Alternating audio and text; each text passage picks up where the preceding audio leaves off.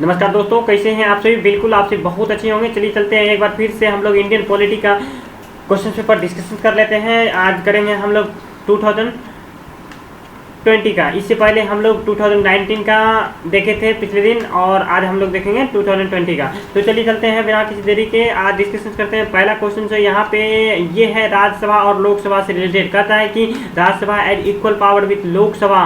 राज्यसभा और लोकसभा किस मामले में, किस पावर के मामले में दोनों इक्वल होते हैं। तो यहाँ पे है पहला ऑप्शन है a matter of creating knew all Indian service. Second option है यहाँ पे amending the constitution, the removal of the government. और डी ऑप्शन है मेकिंग कट मोशन। देखिए आप इसका answer, correct answer comment box में वीडियो को पॉज करके दे सकते हैं। तो चलिए चलते हैं, हम बता देते हैं इसका करेक्ट आंसर से। जब बात करते हैं इंडियन सर्विस के, इसमें ये इनकरेक्ट है। उसके बाद जाकर के the removal of the government, ये भी इनकरेक्ट है। उसके बाद making of the cut motions, ये भी इनकरेक्ट है। यानी कि बचा जो आंसर है option number B, amending the constitutions. अब चलिए फिर देखते हैं, अब नेक्स्ट क्वेश्चन की जब बात करते हैं। नेक्स्ट क्वेश्चन ये है आपका एमपी लेड फंड से रिलेटेड। एमपी लेड फंड, आप जब एमपी लेड फंड की बात करते हैं, member of parliament local area development schemes, यहाँ पे 4 स्टेटमेंट दिया है। इस 4 स्टेटमेंट में कहता है कि कौन सा स्टेटमेंट, कौन कौन सा स्टेटमेंट करेक्ट है। तो जैसे कि हम यहाँ पे आपको पढ़ के बता देते हैं कि पहला स्टेटमेंट देखिए कह रहा है कि MP LAD fund must be use to create durable assets like physical infrastructure for health education ETC. उसके बाद दूसरा स्टेटमेंट है a specified portions of each MP fund must benefit SC and ST population. उसके बाद third statement है MP LAD fund member of parliament local area development funds schemes are sanctions on early basis and the unused funds cannot be carried forward to the next year. उसके बाद fourth statement है the district authority must inspect at least 10% of all works under the implementation every year. देखिए जब हम बात करते हैं यहाँ पे कौन कौन सा स्टेटमेंट करेक्ट है, तो यानी कि आपका जो यहाँ पे एक स्टेटमेंट इनकरेक्ट है। ये जो है employment funds are sanction on early basis unused fund can not be carried forward to the next year. यानी कि ये इनकरेक्ट स्टेटमेंट है। ठीक है, यानी कि तीसरा स्टेटमेंट इनकरेक्ट है, 1, 2 और फोर्थ स्टेटमेंट करेक्ट है। जब हम ऑप्शंस की बात करते हैं, ऑप्शन नंबर डी इसका करेक्ट है। यानी कि अब चलिए चलते हैं हम लोग क्वेश्चन नंबर 3 की जब बात करते हैं। यहाँ पे तीसरा नंबर क्वेश्चन जो है आपका फंडामेंटल राइट से रिलेटेड है। तो चलिए देखते हैं क्या पूछा गया है फंडामेंटल राइट्स के रिगार्डिंग। यहाँ पे पहले थर्ड क्वेश्चन यहाँ पे है, कहता है which one of the following category fundamental rights incorporated against untouchability A form of discrimination. ठीक है, तो जब हम यहाँ पे ऑप्शंस की बात करते हैं, right against exploitations, right to freedom, right to constitutional remedies, right to equality. जब हम बात करते हैं फंडामेंटल राइट्स की बात करते हैं, तो यहाँ पे आपको पता होना चाहिए फंडामेंटल राइट्स आर्टिकल 12 to 35। ठीक है, जब आप इंडियन कॉन्स्टिट्यूशन के पार्ट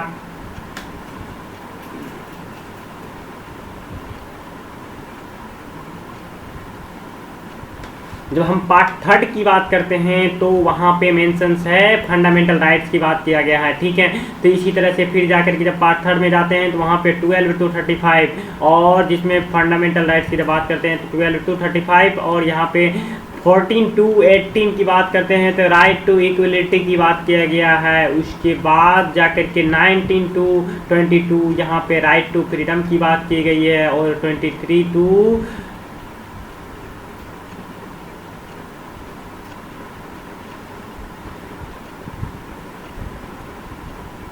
24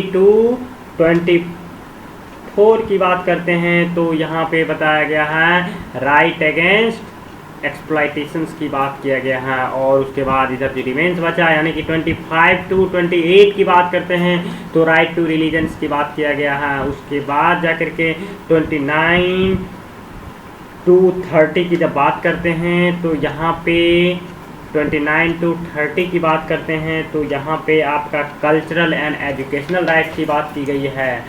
ठीक है, कल्चरल एंड एजुकेशनल राइट्स की बात की गई है। और आपका जो है आर्टिकल 32 की बात करते हैं। देखिए आर्टिकल 32 की बात करते हैं, तो यहाँ पे कॉन्स्टिट्यूशनल रेमेडी की बात की गई है, और जो आर्टिकल 31 था, ठीक है, इसको यहाँ से रिमूव करके फंडामेंटल राइट्स से इसको हटा करके इसको कॉन्स्टिट्यूशनल राइट्स में आर्टिकल 300A में रखा गया है। ठीक है, ये काफ़ी इम्पोर्टेंट है, मोर एंड मोर टाइम यहाँ से क्वेश्चंस अराइज किए जाते हैं। तो चलिए जब हम बात करते हैं यहाँ पे ऑप्शंस की बात करते हैं, यहाँ पे कहता है राइट अगेंस्ट एक्सप्लॉयटेशन, यहाँ पे अनटचेबिलिटी की बात करते हैं। जब हम अनटचेबिलिटी की बात करते हैं तो इस केस में जो आप ये आ जाता है आपका अनटचेबिलिटी का मामला जब आता है तो ये आपका राइट टू इक्वलिटी में आता है, यानी कि 14 to 18 के बीच बात किया गया है, यानी कि राइट टू इक्वलिटी में आ गया है। ठीक है, और जब अनटचेबिलिटी की बात करते हैं तो चलिए चलते हैं हम लोग अब नेक्स्ट क्वेश्चन जो है आपका 4th नंबर क्वेश्चन है, और 4th नंबर क्वेश्चन जो है यहाँ पे आपका जुडिशरी से रिलेटेड है। ठीक है, तो देखिए क्या कहता है, in India separation of judiciary from the executive enjoyed bye, option है यहाँ पे the preamble of the constitution, A directive principle of state policy, और सी नंबर ऑप्शन है कि 7th शेड्यूल, डी है कन्वेंशनल प्रैक्टिस। तो देखिए यहाँ पे 4th नंबर का जो करेक्ट आंसर होना चाहिए, इसका जो आंसर होना चाहिए, सेपरेशन की बात किया गया है तो कहाँ पे किया गया है, ये आपका किया गया है directive principle of state policy में। ठीक है, यहाँ पे आपका किया गया है। अब चलिए चलते हैं हम लोग क्वेश्चंस 5th नंबर क्वेश्चंस देखते हैं, ये आपका बजट से रिलेटेड है। ठीक है, तो अब क्या है बजट के बारे में तो उसको देखते हैं। देखिए यहाँ पे जब हम बजट की बात करते हैं, बजट का कहता है कि along with the budget the finance minister also place other document before the parliament which includes the economic framework statement. The aforesaid document is presented because this is mandated by, ठीक है, तो किसके द्वारा necessary है, कहता है long standing parliament convention, article 112 and article 110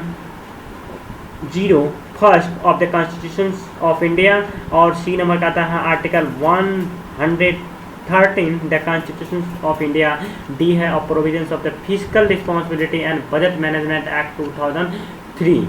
ठीक है, तो जब हम बात करते हैं इसका करेक्ट आंसर के, इसका जो करेक्ट आंसर है आपका ऑप्शन नंबर डी है।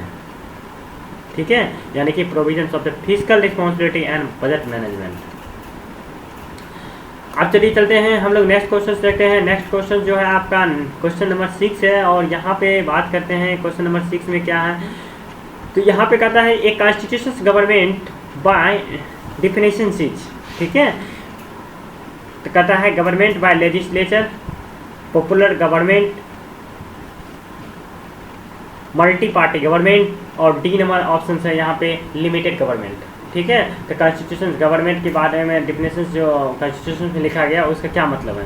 ठीक है, इसका जो करेक्ट आंसर है क्वेश्चन है, इसका ऑप्शन है करेक्ट लिमिटेड गवर्नमेंट्स। ठीक है, तो कॉन्स्टिट्यूशन ऑफ गवर्नमेंट का मतलब है लिमिटेड गवर्नमेंट।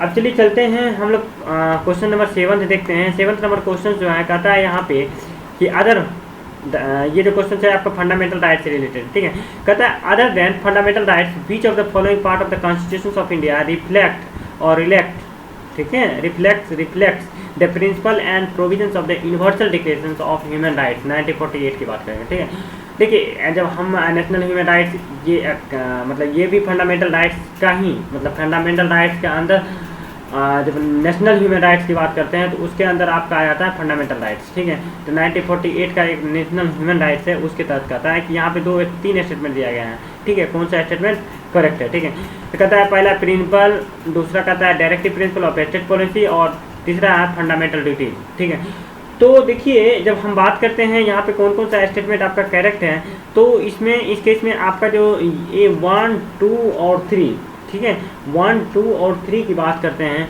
तो इस केस में तीनों ऑप्शंस आपका करेक्ट हैं।